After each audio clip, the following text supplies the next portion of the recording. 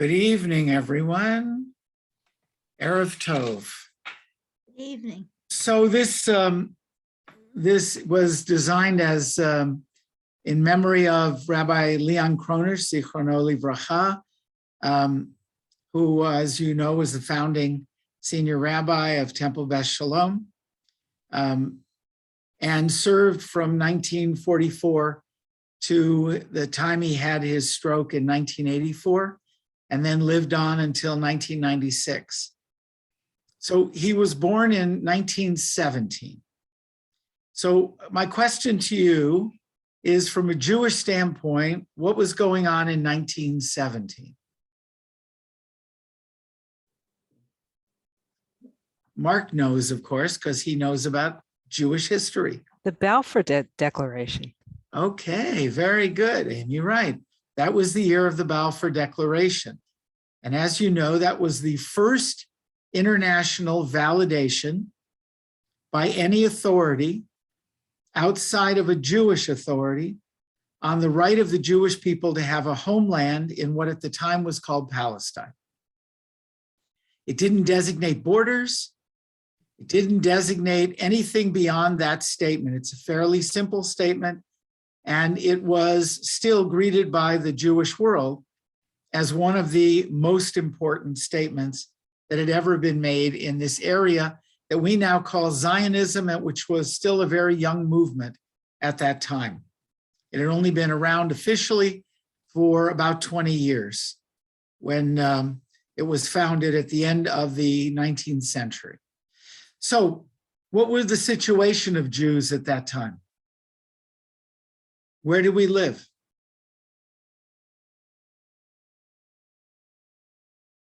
Well, there was the Jewish community in America for sure. There was the extended Ashkenazi Jewish community throughout Western and Central Europe, and Eastern Europe certainly. And I'm sure I'm leaving some additional locations out, but I think that may cover the bulk. And of course, there was the ongoing Jewish community in Haaretz, in what was then referred to as Palestine. And there were 1,000-year-old Jewish communities in North Africa, Right. and in the various Arab countries. So that tells us demographically where we were, right? And in America, not to downplay that at all, obviously we had just received over 2 million Jewish immigrants from 1880 till about 1921. So in 1917, we had a lot of greenhorns that were in America, spreading out throughout. In fact, many of our relatives were those greenhorns that came at that time to America. So that was 1917.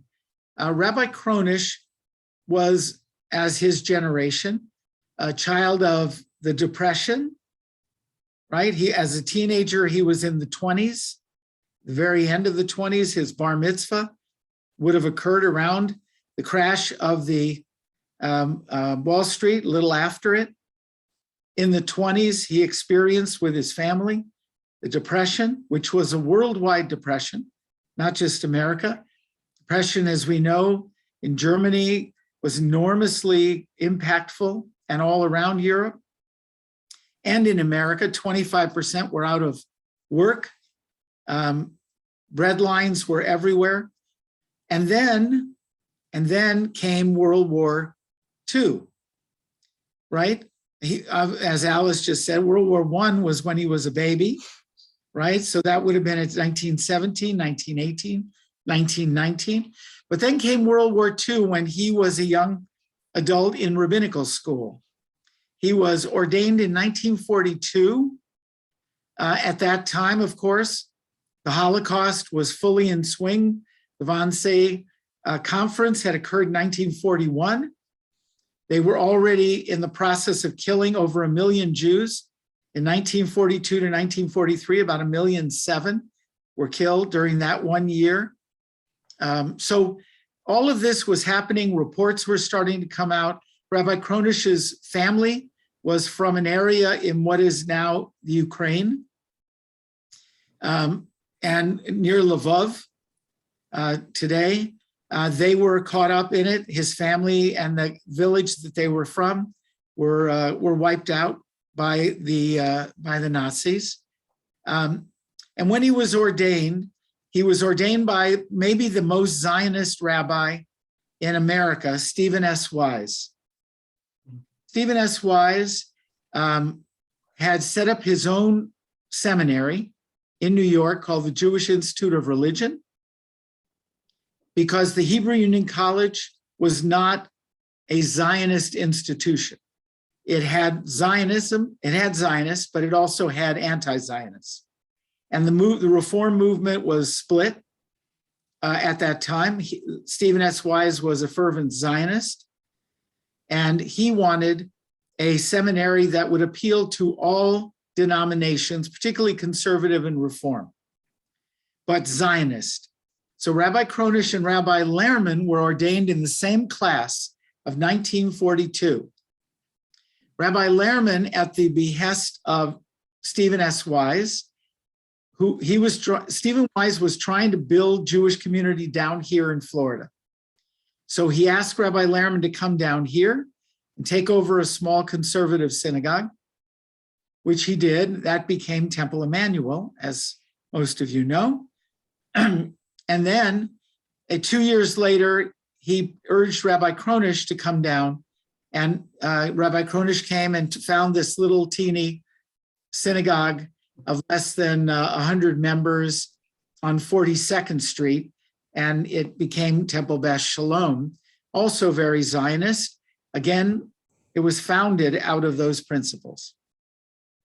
And that synagogue, our synagogue, remains in that way, still Zionist and still involved. But the Zionism of Rabbi Kronish was not the Zionism that we find today.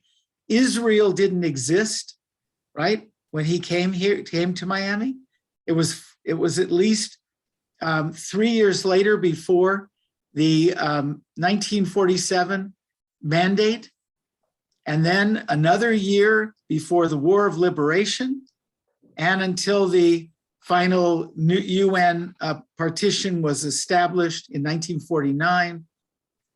It was all that time, but our synagogue supported both our soldiers during the war and the Zionist process during those years.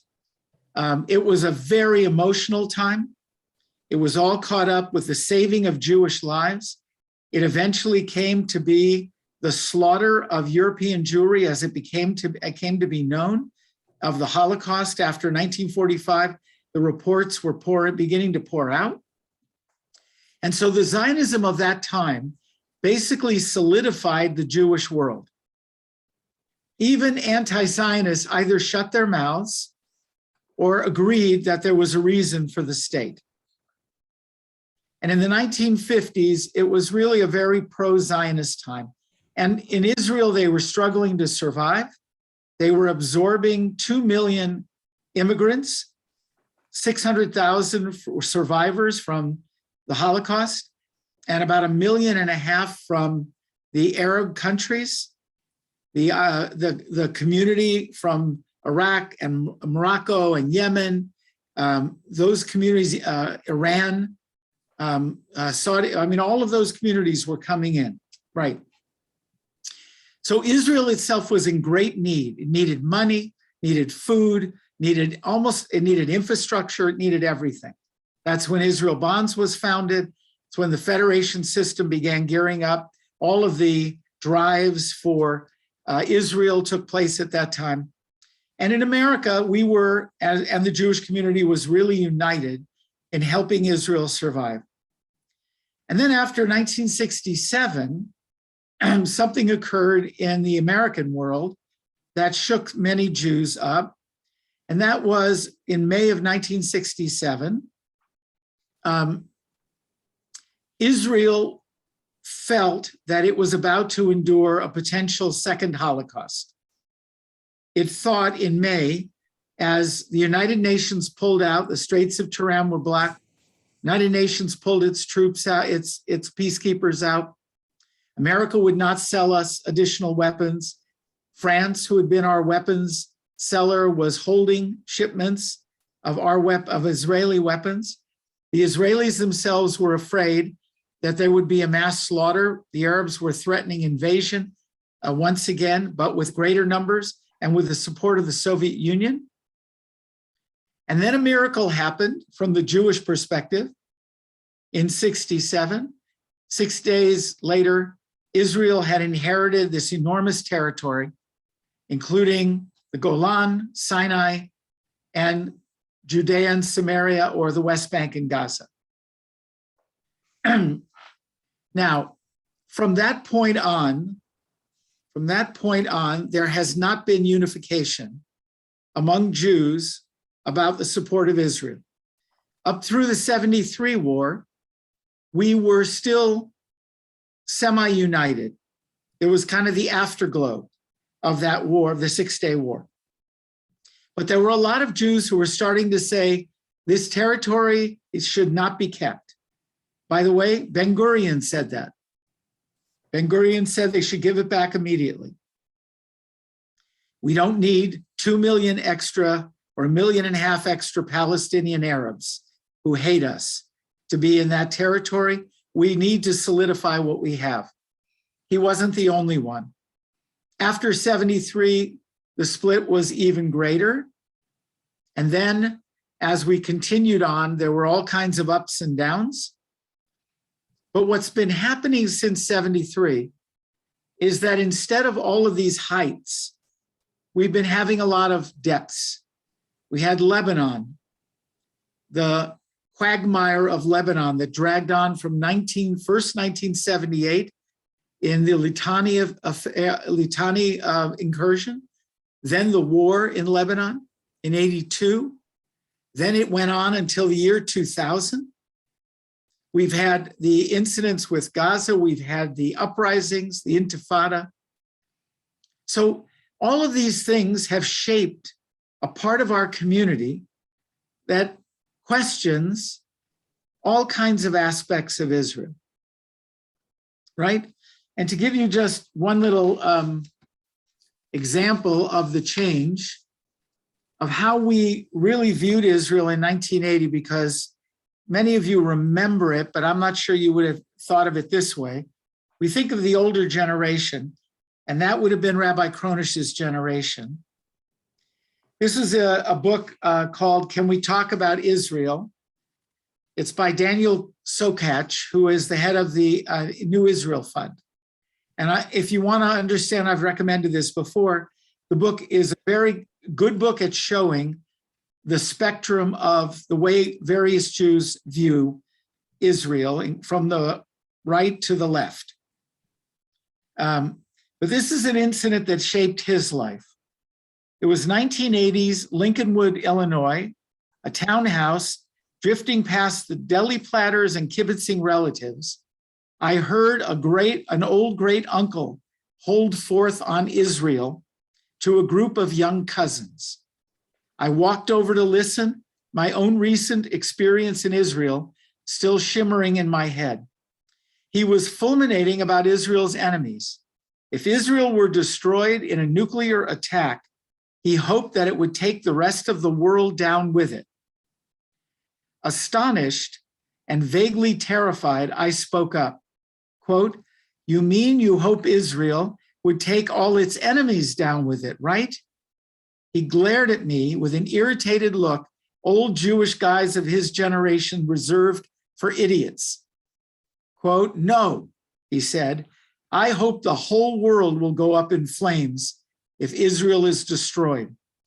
But what about your grandchildren here in Chicago?" I asked. He shrugged and repeated, "The whole world." That was an attitude that there were a significant group of Jews that had, that if Israel goes down, there is no point in the world continuing. That was an extreme view, but it was held, emotionally at least, by many at that time. I would venture to say there aren't more than a tiny percentage that today would say something like that. And there's a significant group who would say today, what do we need Israel for? Jews are doing well. in the world. We are strong.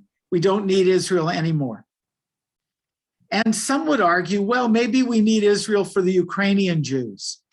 If you follow Israeli news, you know that Israel has contingency plans to evacuate 100,000 Ukrainian Jews if it's necessary, if this war were to escalate and they want out. One can say no other community is thinking of evacuating any other group, right? I don't know of any Christian group that has contingency plans. The Catholic Church doesn't have contingency plans. The Orthodox Christians don't have contingency plans. The reason Israel has them is because we believe that Jews should be saved, even if they are full citizens of a country. If they want to be saved, we want to save them. Now that's Israel. What if the Ukrainians don't want to be saved because they are citizens? They want to fight with their fellow citizens. That's fine. But Israel says, if you want out, we want to be there for you. Okay, so I want to shape this and then we're going to discuss. The Pew study of 2020 is the thing that kicked a lot of this stuff off. It showed that Jews, like America and the world, are dividing along lines. We've always been divided among Democrat and Republican, about 30% Republican, 70% Democrat. Sometimes we've gone as high as 78% Democrat and 22% Republican in national presidential votes. But basically we've been 70-30. But we were civil with each other. But that split, like the country, has begun to be exacerbated. There are many in one family, Republican Jews and Democrat Jews, that can't have a civil conversation about Israel. And there's a continuing split among religious Jews vis-a-vis Israel. The more traditional Orthodox Haredi, the more intensely they support the governments of Israel and the policies of the settler movement and the idea of the greater Israel. The more liberal or more secular the Jews in America, according to the Pew study, the less they support Israel, the more they criticize Israel, and the less they see the need for it. So let me give you this one statistic just to remind you from a standpoint of age. In the category of say they have a lot or some in common with Jews in Israel, those who are 50 and up, about 66% agree. Those who are 18 to 29, 54% agree. That's not terrible, but it's a drop of 12%. Those who feel very or somewhat attached to Israel, among the 50 and up, 67%, and among the younger ones, 48%. So there is, and this is what I'll point out, there is a drop in the age attachment to Israel, but some of that is natural, and some of it is something that will happen over time. As these younger people get married, have children, and potentially get involved with the Jewish world, they may change their attitude. But anytime there's that kind of a gap, the Jewish world begins to worry. The Pew study said that by and large, most Jews don't know what the BDS movement is. Only about 34% oppose it among Jews, and only about 10% support it. So in the kind of really radical anti-Israel camp, it's a relatively small group. It's very vocal and intense. For those who believe that the Israeli government is sincere in wanting to have peace, about 33% say that Israeli government is sincere in wanting to have peace, only 33%. 12% believe that Palestinian leadership wants to have peace. So no group really believes that anybody really wants peace right now. So the issues that are out there involve territory, settlements, religious domination of the Orthodox, issues of how we use language. Is it the Nakba, or is it a war of liberation or independence? The nature of Palestinians, the nature of Palestinian Arab Jews, Palestinian Arabs, Israeli citizens. How we read history. What about Jerusalem? Is it two states or a one state?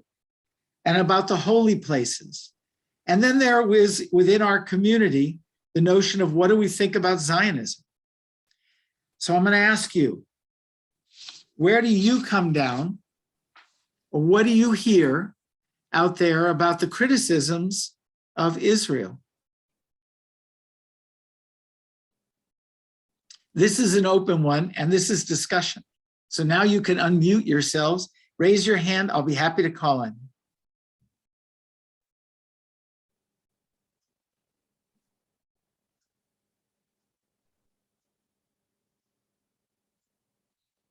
Yes, Alice.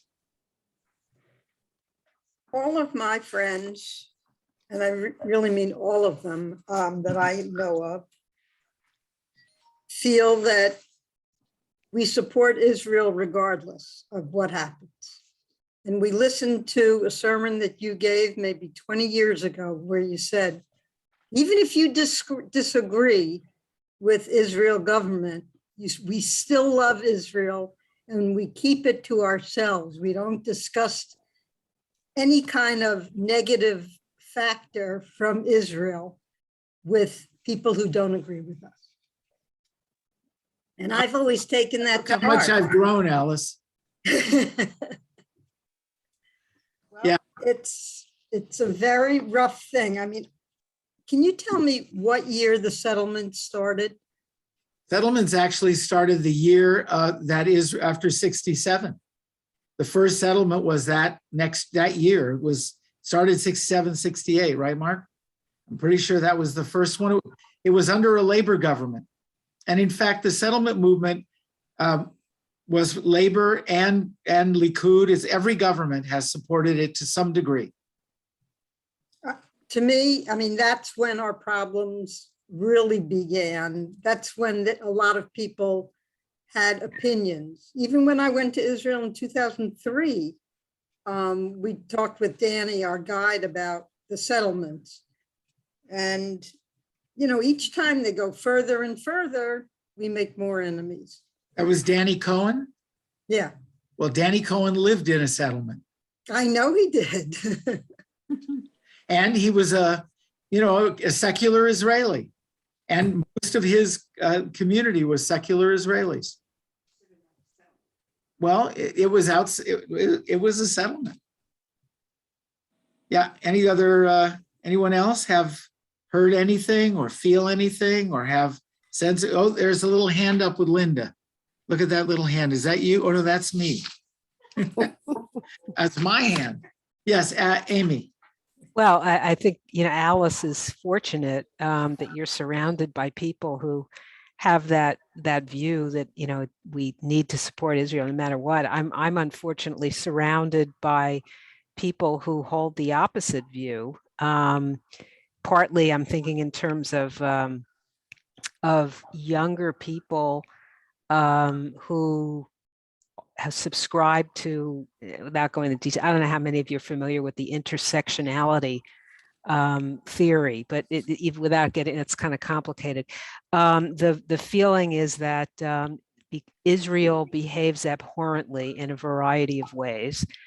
It's racist, it's colonialist, it's oppressing the Arabs in its midst, and as a result, Israel does not have legitimacy or should not have legitimacy.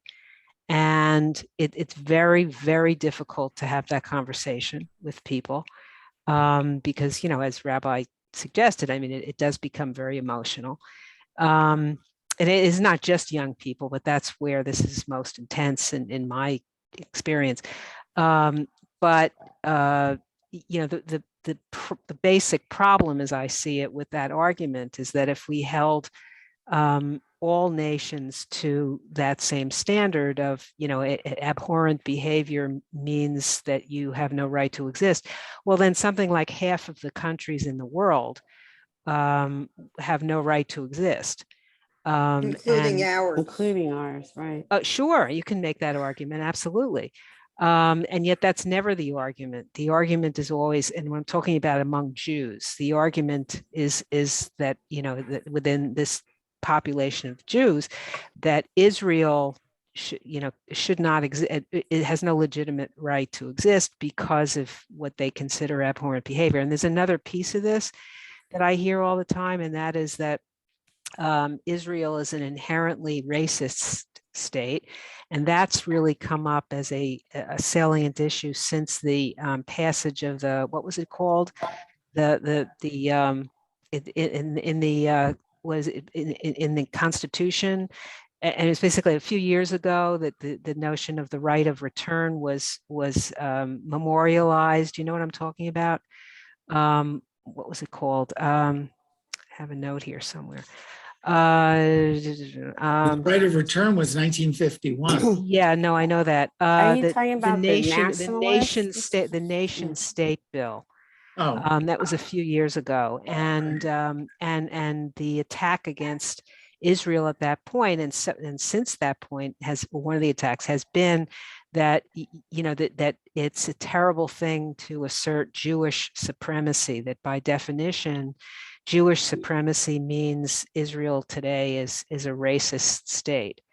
And an apartheid state where the Jews are supreme and everyone else is a second-class citizen and is discriminated against, and so on and so forth. So that is a key lightning rod. Again, you're asking about in our experience. That's been a lightning rod in my experience. And I'll just say one more thing along the lines of the accusation that Israel was racist. What's so interesting to me is that if you listen to real diehard, hardcore racists, white supremacists, they don't view Jews as of the white race. They dismiss us as some kind of subhumans. So it's kind of ironic that there's a segment within the Jewish community that says, "Oh, Israel is, that is a bunch of racists," when we wouldn't be categorized that way by people whom I would consider genuine racists. So I'll stop. good.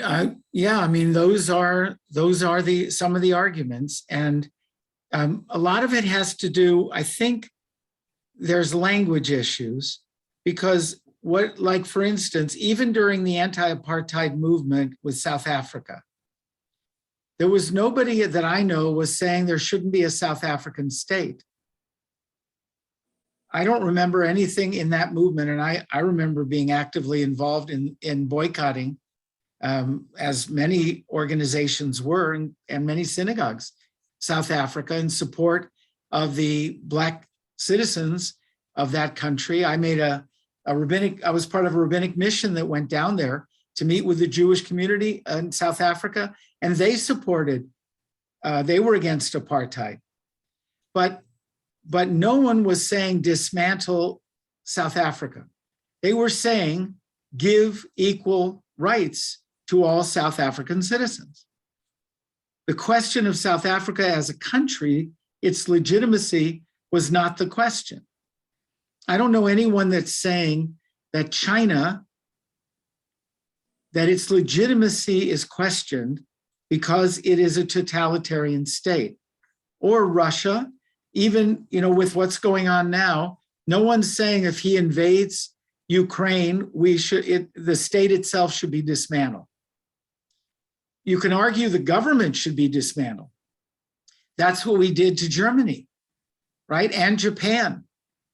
When we conquered them during World War II, the West conquered them, we dismantled their government and we installed a new government. And then they eventually elected their own government, right? We had a military government there for a while. But no one was talking about the legitimacy of a state. And in fact, the only states that have ever been dismantled have been but from within, by civil war and by war itself, right? When the Soviet Union became the Soviet Union, it took over vast parts of territories that, like Poland, that used to be an independent state. And it set up a puppet government, right? Hungary, all of those. And then after the Soviet Union fell, these states became independent again. But no one questions a state's right to exist. What makes it its right to exist is that it has an operating government and it has the ability to defend itself. That ultimately is what guarantees it. Apartheid is a different issue, because apartheid under South African leadership had a certain meaning in that case. But apparently in the international world, apartheid is not defined that way. It's defined more broadly in the way citizens and non-citizens are treated. And we, I think most Jews, when we hear the word apartheid, we think of South Africa. And then we come back and say, but the Jews are not a race. They're a conglomeration of all the races, right? We have Africans that are there, Ethiopians. We have people from Asia. We have people from the Arab countries, people from Sweden. You know, they're from everywhere. So we see it as that apartheid means race. People who are saying it's, including Amnesty International, they're applying a different definition to the word amnesty. And they're applying a different definition, some people, to racism. Because it's clear you can't define Jews as a race. The Nazis defined us as a race. You know, you had the whole Whoopi Goldberg thing, right? Where he said it wasn't about race, it was whites on whites. But the Nazis defined us, as you said, Amy, as an inferior race. And national supremacists, white supremacists, define race. But we are not a race. We are not of one genetic fusion, of one group. We are of all groups, right? Because we have people from all over. And yet, that is part of the argument. And it's hard to make the argument if someone is closed. But I believe the Pew study indicates that most American Jews are not closed to this issue. And the most intense are the youngest and the most highly educated. I'll give you one little statistic. In the question of this, asking about the sincerity of the leadership in achieving peace, I told you 33% said the Israeli government is sincere, right? But if you break that down, only 21% of postgraduate students believe that. The higher up the educational level, the less they believe that Israel wants peace. It's highly educated and young that tend to be the most critical of Israel. The older you get, the less you get those same kind of arguments. That doesn't mean they're not critical of Israel. I know that Alice has been very critical of Israel and has spoken about it, as have all of us, about the issues of religion in Israel, about who is a Jew in Israel, about the settlements, about a number of those issues, right? We all, most of us believe there are issues in Israel that need to be addressed. And we try to address them within the community. But none of that has anything to do with the legitimacy of Israel. Comments? Questions? Amy, you're back. Oh, well, let's give it to Lana first. Hi, Rabbi Glickstein. Thank you. Very stimulating. Just building on your point and also Amy's capture of the sort of younger grouping, which I fall into. Did I understand what you said about the Pew study, that it went up to age 29? It started at 18 and went up to 29. That's one of the breakdowns. Yeah. So what I understand is that the next segment was from 50 onward. No, well, there was one that I didn't quote, which was Oh. 49. And what was that? What Well, were their things? I can tell you in the area of saying that Israel, that they have a lot in common with Jews of Israel, 30 to 49 was 57%. Right, so it's Yeah. right, it's in between, but it's still on the lower end. For those who feel somewhat attached to Israel, it was 63%, more on the top end. Well, what I was going to add is that both from personal experience and also from some of my peers, and I fall in that cohort that of the middle that you mentioned in the 30s and 40s, which is, I think that there is a different type of perspective that we, and I'm going to just generalize, but that we're coming in with, because there's sort of an expectation, as you know, Amy was drawing upon some of this, the equity piece that has gotten so popular now, but we were already there, and we are mixed in with so many from everywhere. And so whether the experience is around settlements or whether it is around an experience in Israel where you're with someone who's of a different race and they have a discrimination to them while they're in Israel, there is a large growing challenge, because I see that this group between the 30s and 40s is the group that professionally is going to be most engaged and economically building, you know, we're the rising group where the dollars are being traded, right? And so, and with the growing tech movement and all of these areas, I think that as opposed to it being extremes, like should the state exist or not, it's really that I think in that portion, there's a huge need to create an opportunity to drive solutions. How do we actually,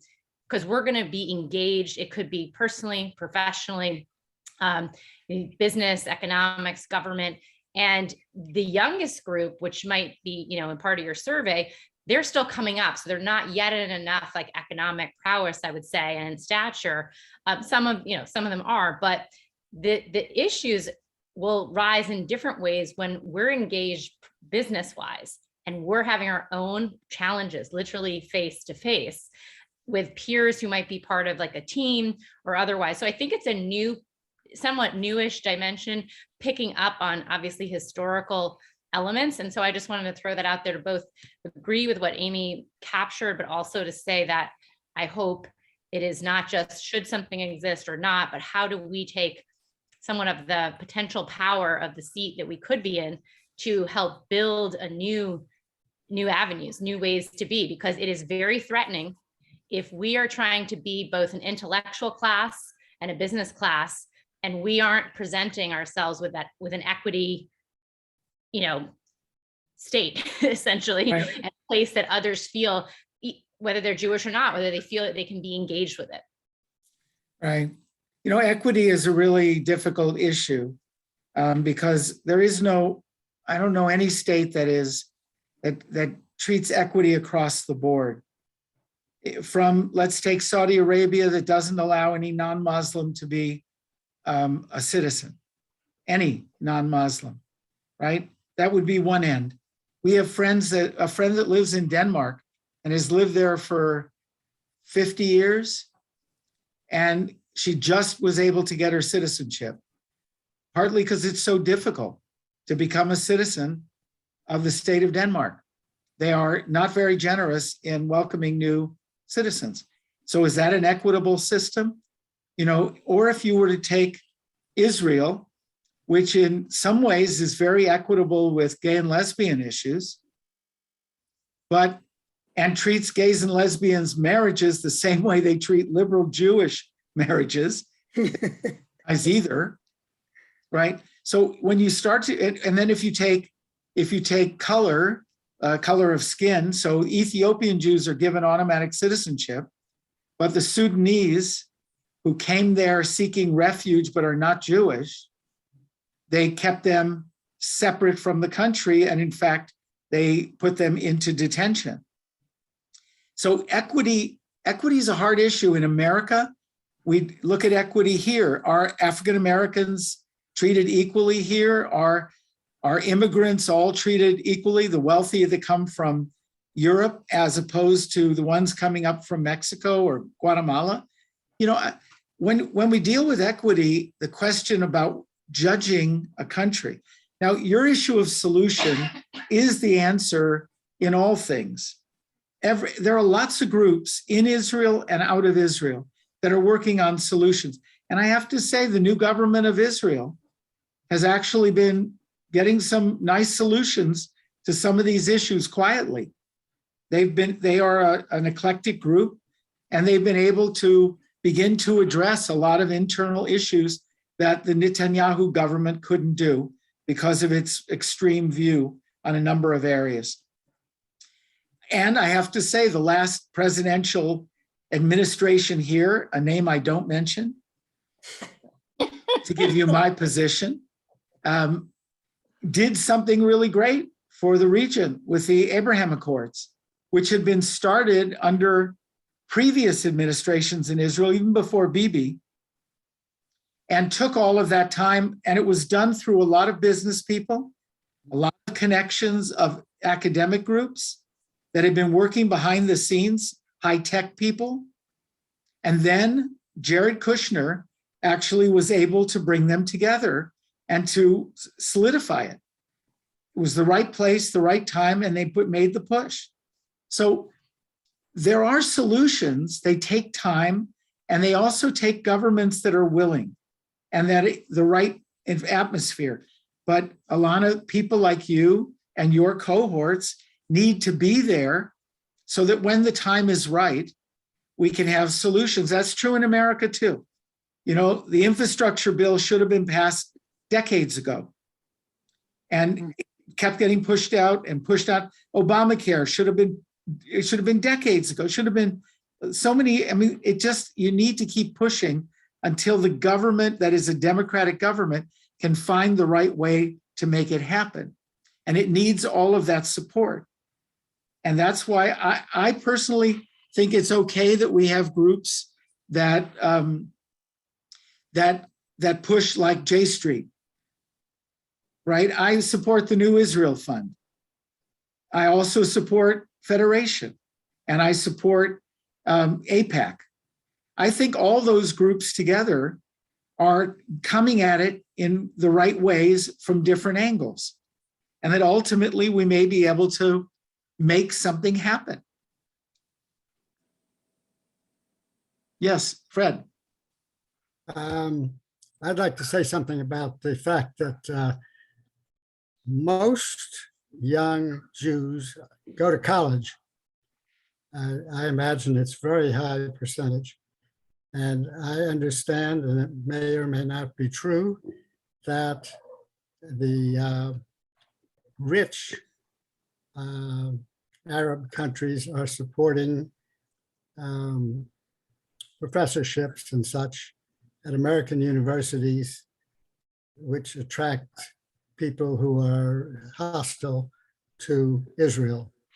And that this is an influence on this young generation, and may well, the very fact that there are so many Jewish college students, may well have an effect on them. Yeah, I don't think we can blame it on the Saudis giving money to these universities. Jews have been giving money to universities for a long time. There are over 200 Jewish studies programs at colleges and universities. Most of them have been funded by Jews, by wealthy Jews. So that's not so much the issue at college, the way I see it. At college, it's that almost all the professors, huge percentage of professors, are on the liberal left side of politics. A very small minority, and it's a hard, from what I've been told, people that are more to the center or conservative find it very difficult to speak out at colleges and to rise in the ranks. So I don't think it's just the fact that there are the institutes for the study of Arabic or for Muslim history, or even supported by Muslim money. I think it's the nature of university today. Most of the Ivy Leagues, particularly, the professors tend to be very much to the progressive liberal side. Yeah. So they are hearing it from that point of view. But look, we expect our kids to be independent, to learn, to be smart, and to learn for themselves. I trust young Jews. I think they'll figure it out. I wasn't swayed by all of my professors at college. You know, it's usually one or two or three that influence you, and a lot of it has to do with who you are. Well, Rabbi, Linda, sorry, Linda. Rabbi, You wanted to finish? What? you are the eternal optimist. I am, but look, I've been proven right so far. Linda? No, I just wanted to mention articles I've been reading. One of them is about the rise of anti-Semitism on the college campuses and what students are confronting, which have to do with what's happening in Israel, with the settlements, with the existence of Israel. But it's also that anti-Semitism seems to be growing in our country. So there are a lot of things I think that young people are confronting. And I think there has to be lots of room for dialogue. And I'm not sure there always is, but also among the college students to try to understand. It's too bad that somebody like you cannot present the history of Israel on all of these campuses, because I think it's enormously enlightening. And then for them to intellectually understand what is it about Israel that is bothering them in this day, which I think also was brought up in the last time we all came, many of us came together about Hartman's, Rabbi Hartman and the troubled Committed. That's right, the troubled committed, the untroubled committed, and just the committed. So this is a wonderful conversation, but I think that the committed, troubled committed, and untroubled, it's out there. Well, I'm a troubled committed. I mean, I'm fanatically committed to the state of Israel as a Jewish state, but I'm troubled by lots of things in Israel. I mean, that's the kind of notion of living with an entity that you believe in and seeing it with real eyes and not rose-colored glasses. And that means, look, it's never been a pure state. No state has ever been pure. That's my argument. I don't know of any state ever, except maybe where Wonder Woman was on that island, that maybe that was a pure state because it was only women. And maybe they figured out how to do it. But, you know, as long as there have been men around, and that seems to be from the first days, there always are problems, right? And so I believe that a good citizen should always be troubled, but committed, or else you shouldn't be in that country. Shouldn't be supporting it. I'm a troubled American, right? But I'm committed to America. I believe in the American enterprise. We've done enormous good in the world, and we still are. We're still an incredible country, but I'm very troubled.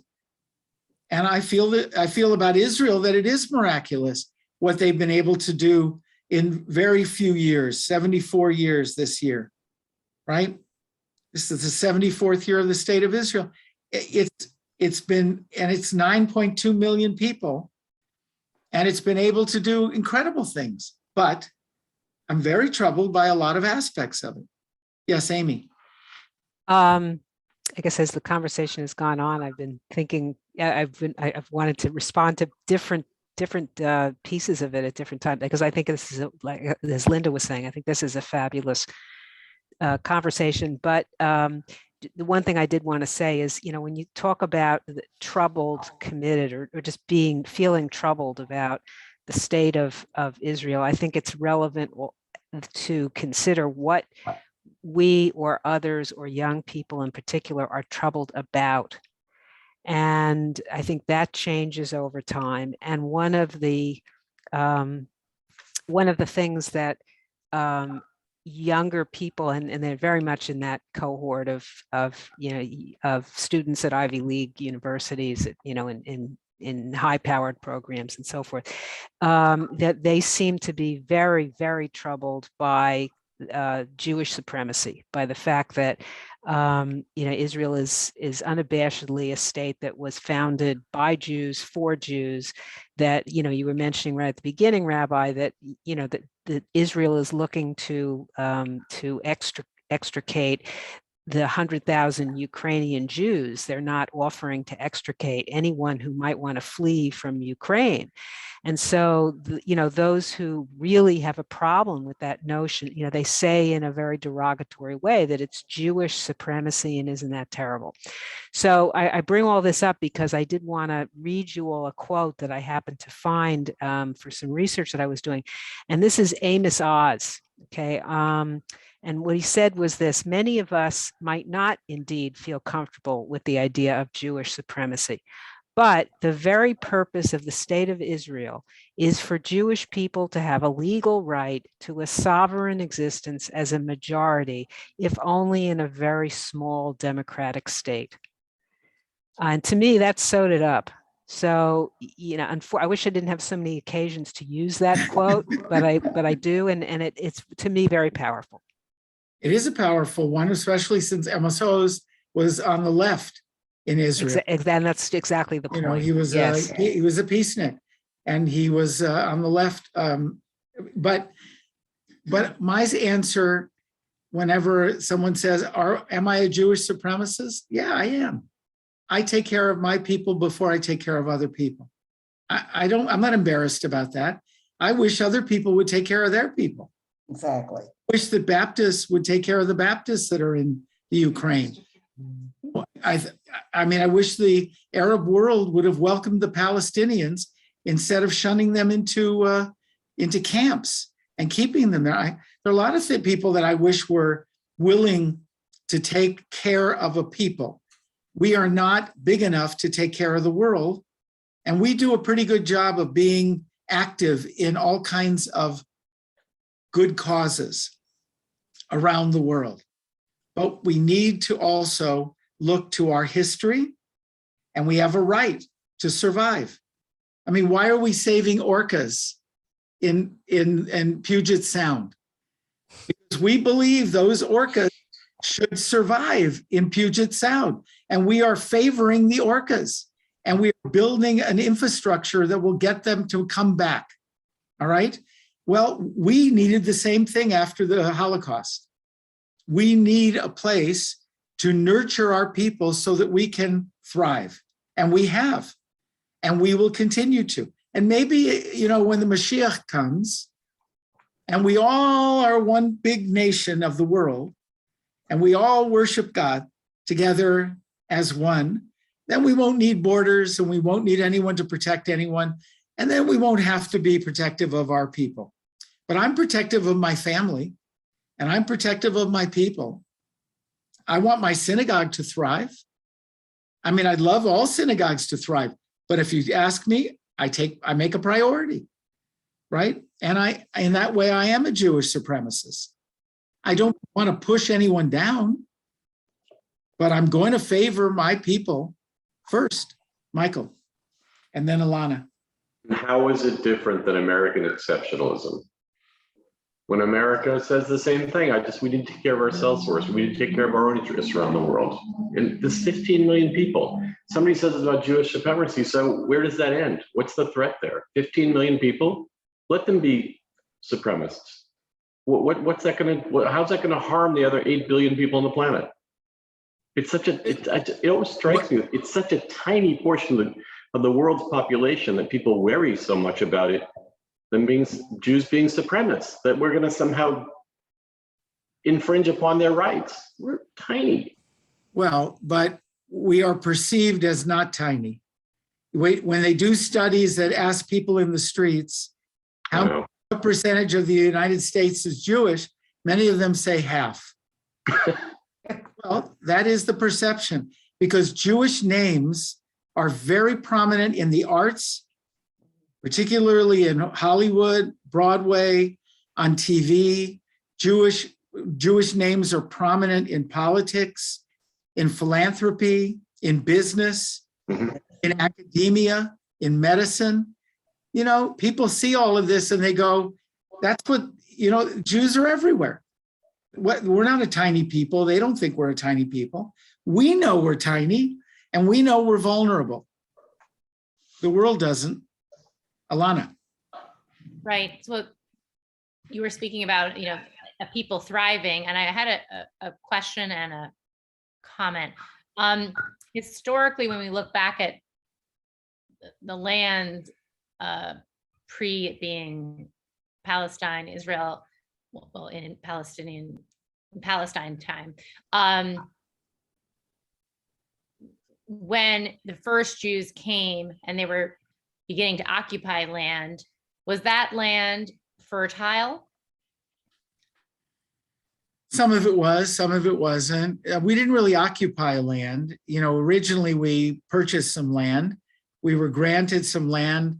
The Rothschilds purchased land and settled Jews on it.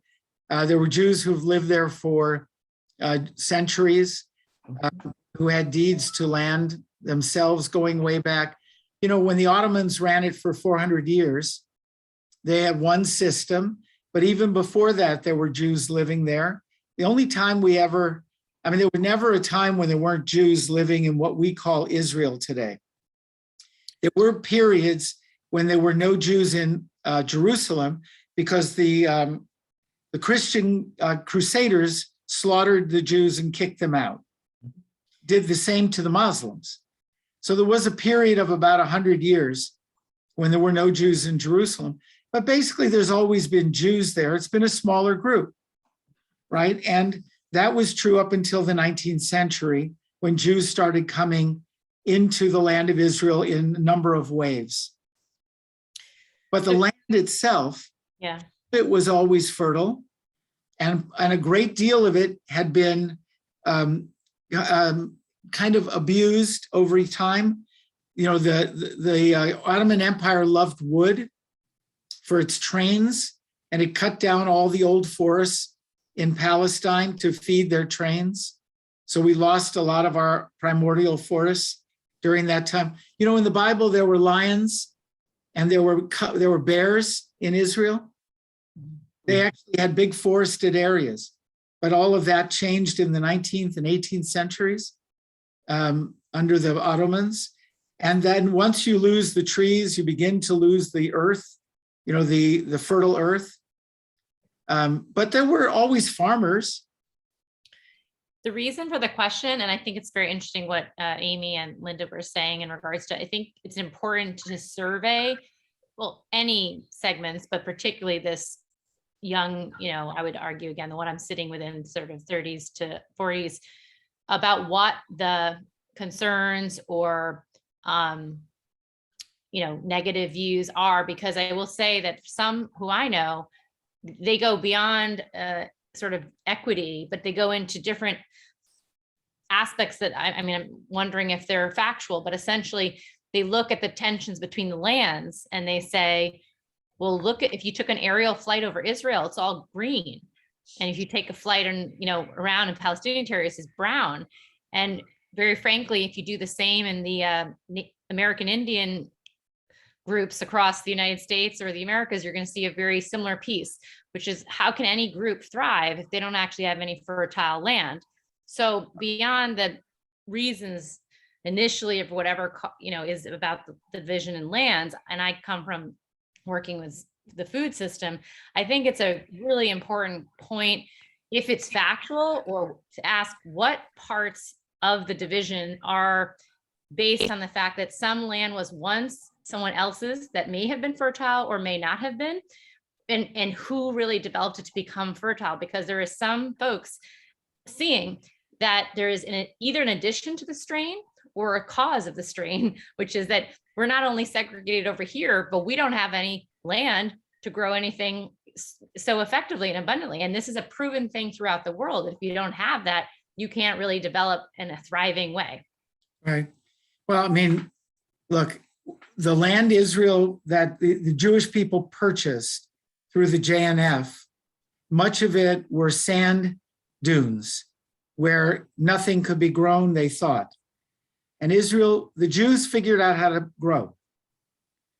In fact, one of the interesting things is, the east bank of the Jordan River, that's Jordan.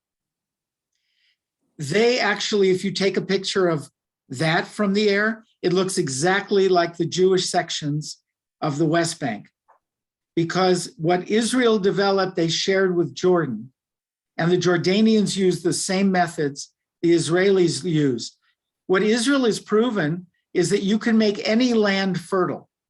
Israel grows grapes for wine in the desert and in the Golan. It grows it in every environment, and that's now happening around the world. Israel has learned these techniques, and Israel has shared them in Africa particularly, but elsewhere in the world. The problem is the Palestinian infrastructure. If they would develop their own infrastructure, Israel's willing to share any of its technology, they could make the same land grow that Israel has made grow. By the way, Israel is moving away from raising crops because it's found that it can't compete.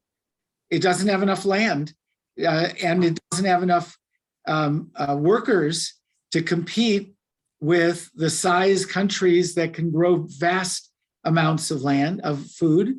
So they've worked in very boutique areas and in high-tech areas, so they can grow horizontally and in other ways. But they also have been moving away from agriculture and moving into more and more tech and industry in different ways because they're a small country.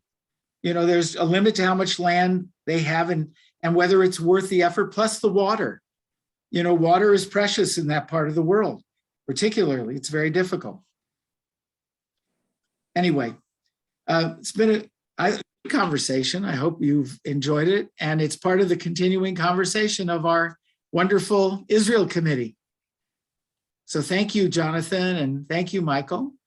And Mark, I'm turning it back to you. Beautiful. I just have one question. It would be Sure, so Linda. wonderful if we could have some young people who are in college or even younger to join the conversation, because I would love to hear from this discussion what they might say and the questions they might have. And I'm wondering if that might be possible within the Beth Shalom community. Well, thank you for saying that, Linda. And yes, absolutely, we agree with you. And that is, we have taken that on as part of our tafkid, as it were, to make that happen. Wonderful. So I'm going to say Laila Tov, but before I do, I want to wish Michael Conway, who's leaving for Israel this week, a safe trip. Go well and come back well. Nesiya Tova. And we look forward to hearing all about it, Michael, and a first-hand report on what's going on in Israel. So we'll look forward to that. Really, we want to thank you all for participating. I want to thank our leadership of Michael and Jonathan for directing us. And of course, thank you to Rabbi Glickstein, as always, for his everything that he brings to us. Thank you, Rav. Laila Tov, Nesiya Tova, Michael. Laila Tov, everyone. Thank you. Have a great trip, Michael. Thank you all. Bye, everyone. Bye. Thank you, everybody.